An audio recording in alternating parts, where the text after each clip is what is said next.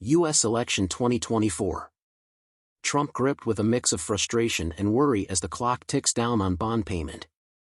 As the deadline for posting bond in his $464 million civil fraud case draws near, former President Donald Trump is starting to feel the heat. Judge Arthur Engoron ruled that the ex-president, his two grown sons, and his former head accountant Alan Weisselberg were all guilty of willfully misrepresenting the value of their properties in order to influence their tax obligations and loan interest rates. According to a Trump ally who received such a call from a member of the presumptive GOP nominee's team, NBC News reports.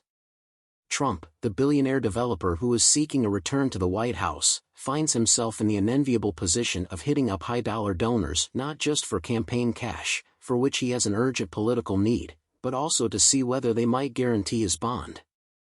Trump is manipulating the legal system in ways that are abusive, exploitative, manipulative, and even illegal. Trump has a history of ripping people off in commercial dealings, and the massive amount of money he is asking for makes it even more unlikely that anyone will pay. At Mar-a-Lago, there is dissatisfaction and stress over Monday's bond deadline, but not panic, as Trump confronts a cash shortage, according to NBC's Garrett Hawk. According to a Trump family source, the president's legal team is currently considering all of Trump's options, such as how to challenge Engoron's decision without posting the bond and what to do in the event that they are unable to raise the necessary funds. In addition, others believe that Trump's assets, if confiscated or sold at fire sale rates as he has threatened, could provide a significant boost to his campaign, according to the report.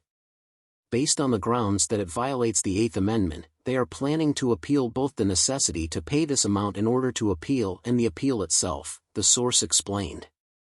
They need to figure out all those plots. According to some other sources, Trump is likely to accept the fact that New York Attorney General Letitia James will begin seizing his property.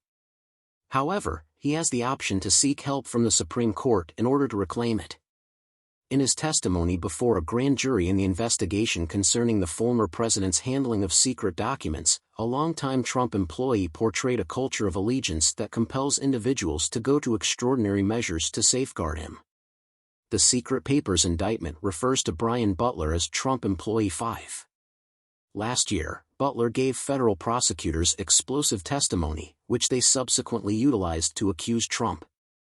A number of Trump associates, including Butler, a key witness, may have substantial roles to play throughout the trial.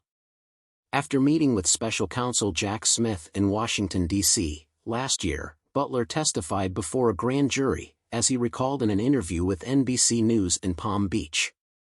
Among the approximately 20 jurors, he mentioned one who seemed to be dozing off. "I could see their eyelids shut," he remarked. A dark room, kind of like an ancient room, he described it, was the setting for the jury interview. Being in a closet was the closest thing.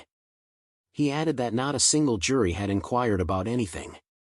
However, in a segment that aired on MSNBC following the NBC News interview, Butler addressed a topic of interest: what he did on June 3, 2022, when Trump's valet Walt Nauta, who remained under his employ even after leaving the White House, asked him to load boxes containing documents onto Trump's plane in Florida. "We discussed the obvious date of June 3 for the transfer of bags and boxes to the plane."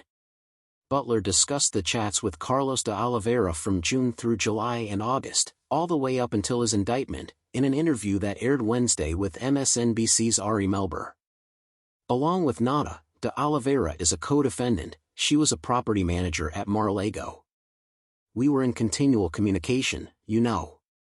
We went hand in hand. I had a few calls inquiring about him, and we discussed a few meetings. Nonetheless, I was completely forthright in my responses," he continued. According to Butler, he was quite forthright when speaking with the Justice Department team. He estimated that the time he spent testifying before the grand jury was one of 4 or 5 meetings spread out over a few months.